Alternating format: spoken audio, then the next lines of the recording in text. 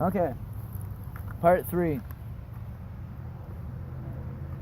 Okay, this is the Tineas Corposis, or ringworm, athlete's foot thing. Footwear. Remember, we always talk about first response and first aid, and we also like fungal escapades, right? Our fungi forays in the forest. But sometimes we get fungal infections that aren't very complementary to what we like. It could be from, being exposed to unsanitary conditions, like around showers, contaminated footwear, things of the like. Maybe you're wearing leather footwear, and some of the fungi that we've been talking about actually does attack skin, especially if it's dead, right? It gets wet, and it promotes a place for fungal amassment. They have a little party all together, because that's what fungi does. It's, it devours it. It's what it does. Anyhow, I have some premeditated medication here I got at a pharmacy. This is Natureplex Athlete's Foot Clotrimazole Cream, and it is 88 cents. I got 2 tubes of it.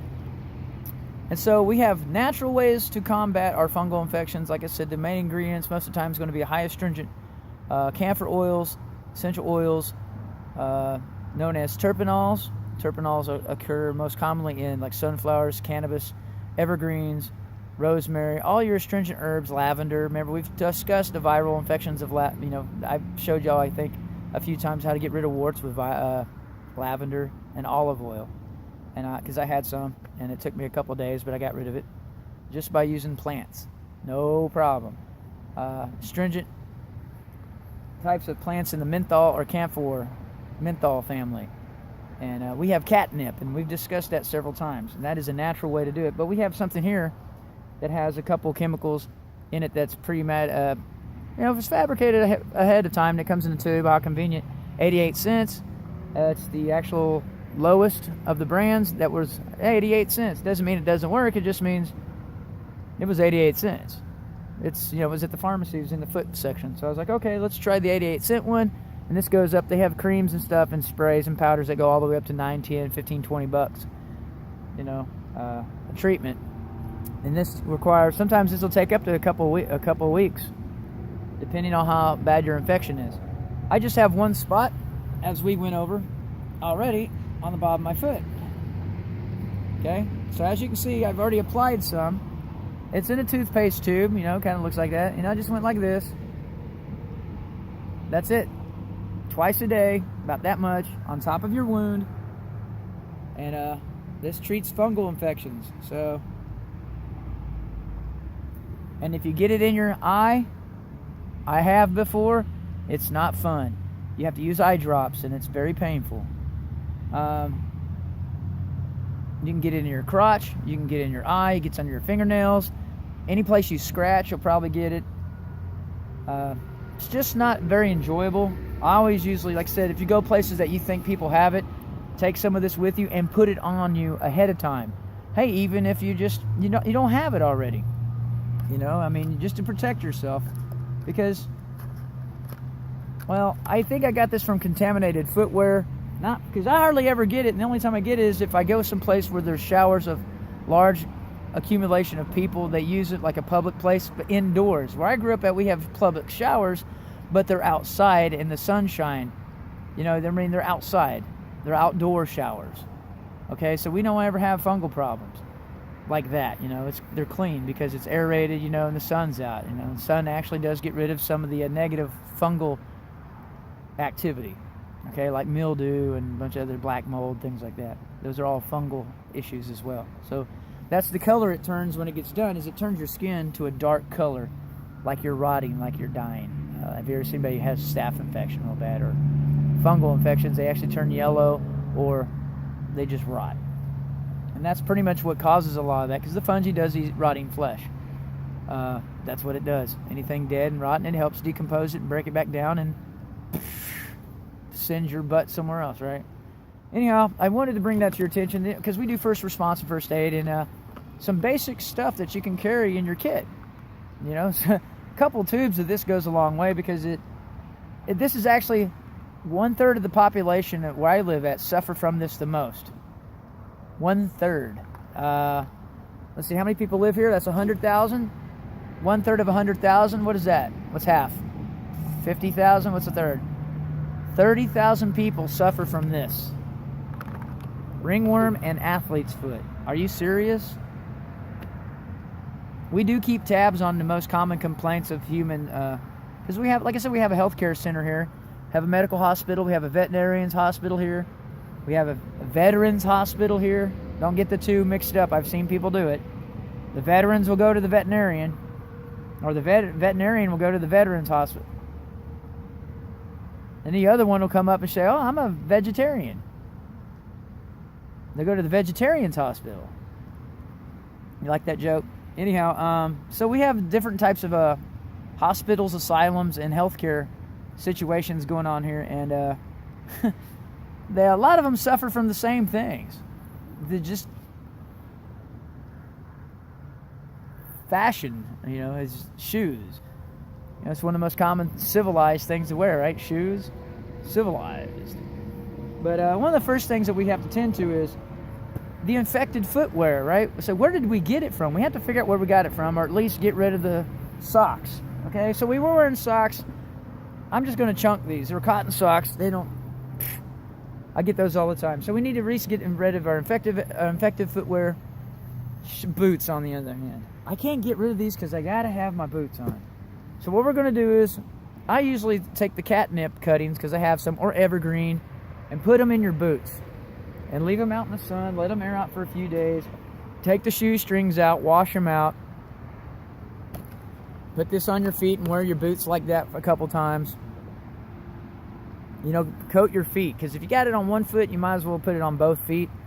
And I can feel it right now. It's burning like hell. So whatever's in there is burning. And a lot of those, the chemicals they use in some of this other foot stuff, I guarantee this is probably from a pepper. Mustard, because they use a lot of plant oils. So we're looking at dealing with, more than likely it's probably something from capsaicin, a pepper, habaneros, mustard plants, rapeseed, something. I mean, you'd be surprised, but the first thing y'all need to do is try to figure out where you got it from. Like, damn it, what was that? What? Obviously, it's on your bottom of your feet. So get rid of your footwear. That's what I did. But if you wear boots and they're hard to come by and you have to have them for work, I mean, that's negative. Like, dang it, man, what am I going to do?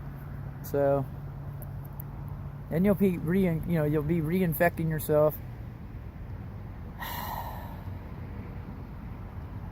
But more than likely, it's on the sock. It'll probably go away eventually. But so that's what we need to think about: is how we got it, how we can treat it, how we can not get it again, and find out where it came from and try to get rid of it.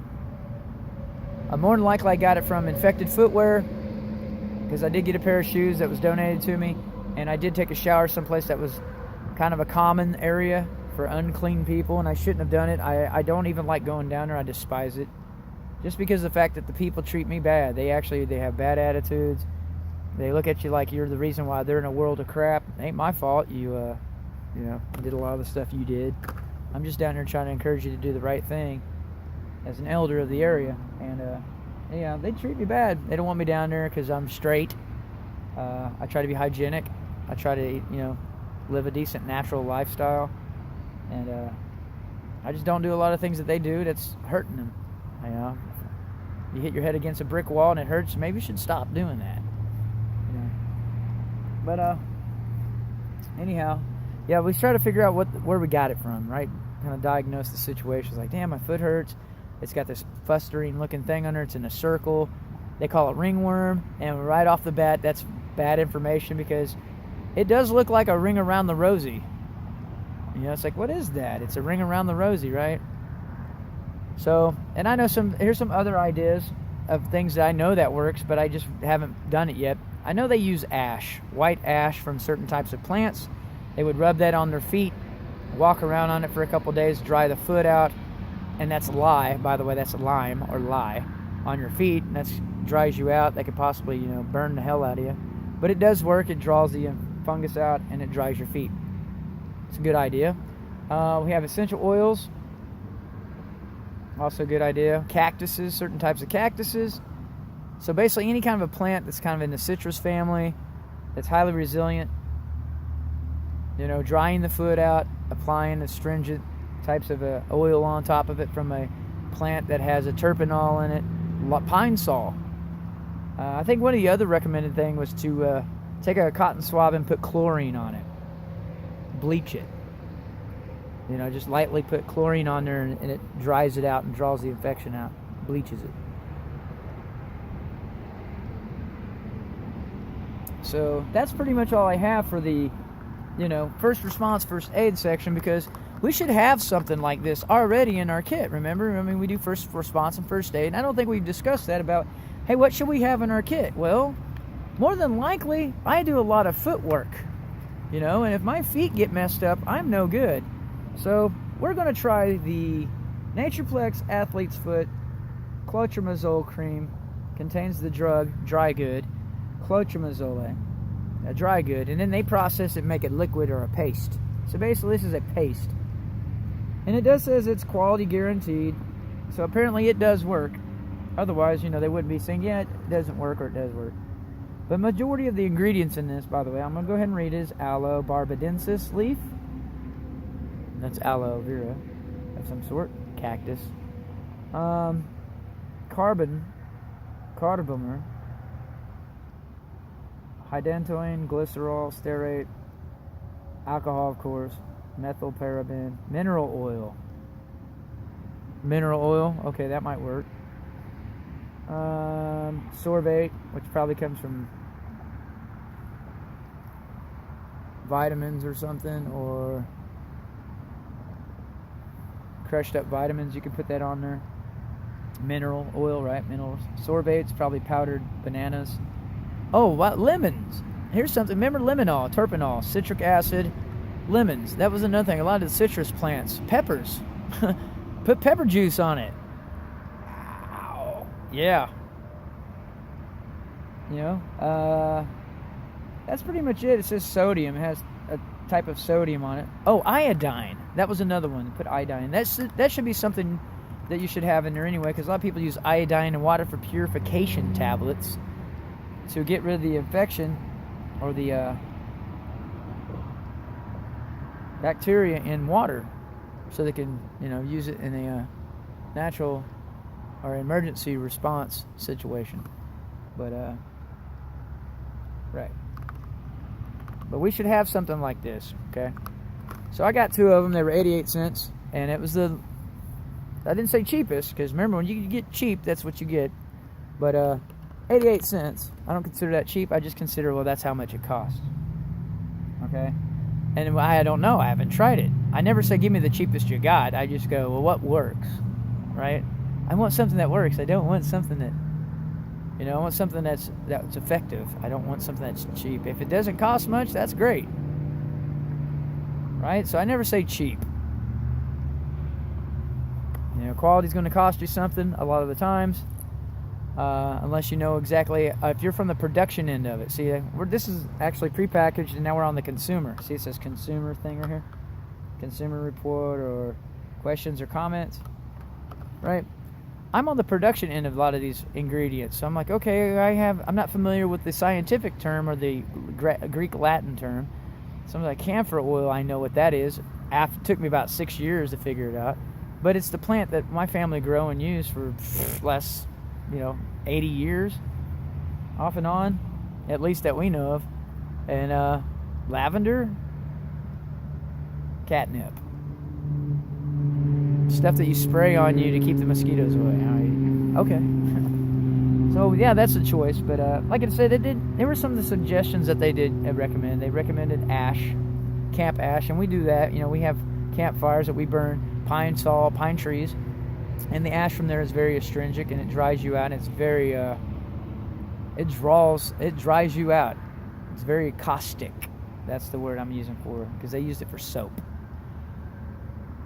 which turns into be lye. They make lye out of it. It will eat a bucket. I've seen it eat plastic. Okay, so we have that. You can put that on as a powder and a paste. Citrus type plants, which includes garlic and onions. Let's see, then what else we have? types of flowers that we've discussed with terpenols, and cannabis is in that family. So, but the pine resin, the resins that you can get from the sap of the trees, the pine resins, is also called an oleol or terpenol. So basically, it's kind of the same thing. It's an ascorbic, aromatic, oiled, sugary oil sap, basically, is what we're trying to go for. And what plants exude that naturally? Well, we have echinacea, sunflower, certain types of cannabis, juniper, communis, or the pine trees in general, but some of them are volatile, is the volatile sap that we want. Then we have the essential aromatic plants that are commonly used for, oh, that's a spicy, herbs, and chlorine, heavy salts, heavy minerals. I mean, just something that just kind of shocks it, I guess. Then you have basically just walking around barefooted in the sun. I've actually seen one treatment. I think they use one of those laser lights. They just shine on it for a couple times a day. I don't know if that works or not.